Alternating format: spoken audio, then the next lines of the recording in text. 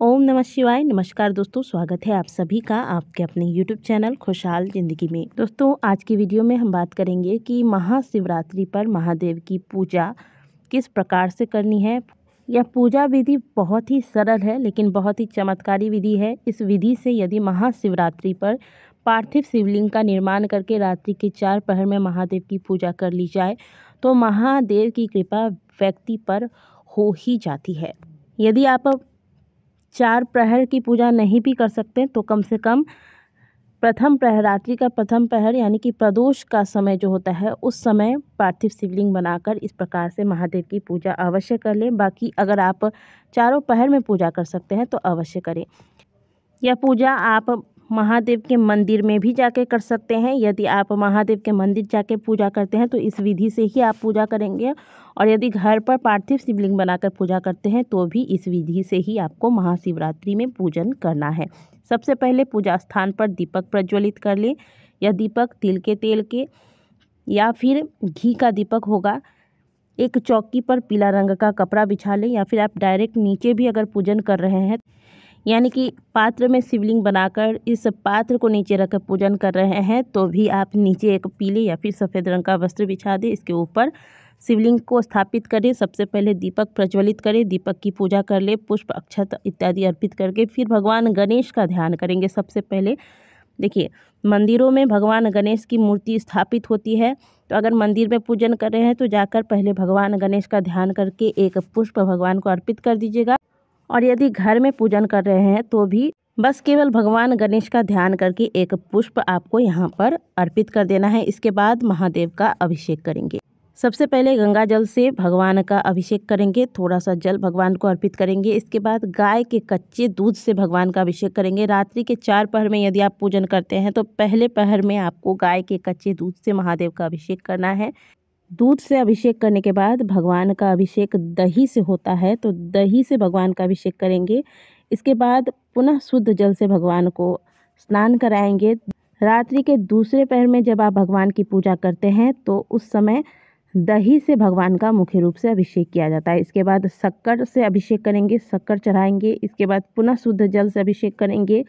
अब फिर भगवान को हम शहद चढ़ाएंगे, शहद से भगवान का अभिषेक करेंगे, जो कि रात्रि के तीसरे पहर में भगवान का अभिषेक मुख्य रूप से शहद से किया जाता है। शहद से अभिषेक करने के बाद पुनः शुद्ध जल चढ़ाएंगे। इसके बाद भगवान का अभिषेक गाय के घी से किया जाता है, तो गाय के घी से भगवान का अभिषेक कर लेंगे। रात्रि के चौथे पहर की जब आप पूजा करेंगे महाशिवरात्रि पर तो चौथे पहर में मुख्य रूप से भगवान का अभिषेक गाय के घी से किया जाता है, तो गाय के घी से चौथे पहर का अभिषेक अवश्य कीजिएगा। गाय का घी अवश्य शामिल कीजिएगा पूजन में। इसके बाद पुनः शुद्ध जल से भगवान का अभिषेक करेंगे। जल में गंगा जल अवश्य मिलाइएगा। गंगा जल से भगवान का अभिषेक करने के बाद अब बारी आती है भगवान का श्रृंगार करने का। दोस्तों, जिस प्रकार से मैंने अभिषेक किया है एक एक चीज़ इसी प्रकार से आपको चढ़ाना है। पहले शुद्ध जल, फिर गाय का कच्चा दूध, फिर दही, फिर शक्कर, इस प्रकार से ही आपको अभिषेक करना है। इसके बाद सबसे पहले भगवान को चंदन धारण कराएंगे। यहाँ पे मैंने केसर चंदन लिया है, आप चाहे तो सफ़ेद चंदन का भी प्रयोग कर सकते हैं। एक जनेऊ महादेव के अभिषेक के बाद जब आप उनका श्रृंगार करते हैं तो महादेव को आज के दिन अवश्य अर्पित करें। इसके बाद भगवान को पुष्प की माला अर्पित करेंगे। यहाँ पर मैंने माला तो नहीं बनाया है लेकिन भगवान को पुष्प अर्पित कर रही हूँ। आप यहाँ ध्यान दीजिए, यदि आप मंदिर में पूजन कर रहे हैं या फिर घर में ही आपके शिवलिंग है तो एक सफ़ेद रंग का वस्त्र या फिर पीले रंग का वस्त्र जिसमें राम नाम लिखा हो आज के दिन भगवान को यहाँ पर, जैसे आपने जनेऊ चढ़ाया, इसके बाद भगवान को वस्त्र स्वरूप अवश्य अर्पित कीजिएगा। ये चीज़ मैं यहाँ पर आपको करके नहीं दिखा पा रही हूँ, लेकिन आप इस प्रकार से सफ़ेद एक वस्त्र भगवान को या फिर पीला रंग का वस्त्र अवश्य आज के दिन अर्पित कीजिएगा। इसके बाद एक एक करके भगवान को भगवान की प्रिय वस्तुएं अर्पित करेंगे। भगवान को दुर्वा चढ़ाएंगे। समी के पत्ते भी यदि आपको मिलते हैं तो समी के पत्ते चढ़ाएं। इसके अलावा धतूरे का पुष्प, धतूरे का फल, ये चीज़ें अगर आज के दिन आपको प्राप्त हो जाती हैं तो अवश्य चढ़ाइएगा।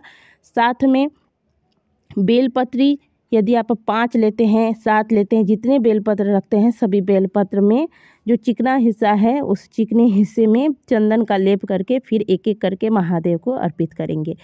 इसके बाद महादेव को आज के दिन अबीर यानी कि गुलाल अब अर्पित किए जाते हैं, तो आप भी अवश्य कीजिएगा। आप पीला या फिर कोई भी रंग का गुलाल महादेव को अर्पित कर सकते हैं। यदि आपके पास भस्म है तो भस्म से भी आप महादेव का श्रृंगार कर सकते हैं। इस बार मैंने भस्म नहीं बनाया है, मेरे पास भस्म नहीं है, तो बिना भस्म के ही पूजा करूंगी। इसके अलावा कुछ विशेष अनाज है जो महादेव को आज के दिन अर्पित किए जाए तो महादेव अत्यंत प्रसन्न होते हैं। जिनमें से 108 चावल के दाने महादेव को आज के दिन अवश्य अर्पित कीजिएगा, जो कि टूटे हुए ना हो, सफ़ेद चावल के दाने हो।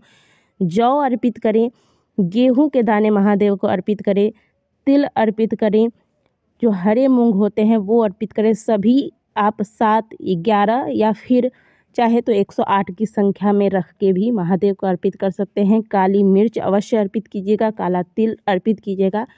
और महादेव को सफ़ेद पुष्प अत्यंत प्रिय है, तो सफ़ेद पुष्प से भी महादेव को आप श्रृंगार कर दें। भगवान को फल, सफ़ेद मिठाई, सूखे मेवे इत्यादि का भोग लगाएं।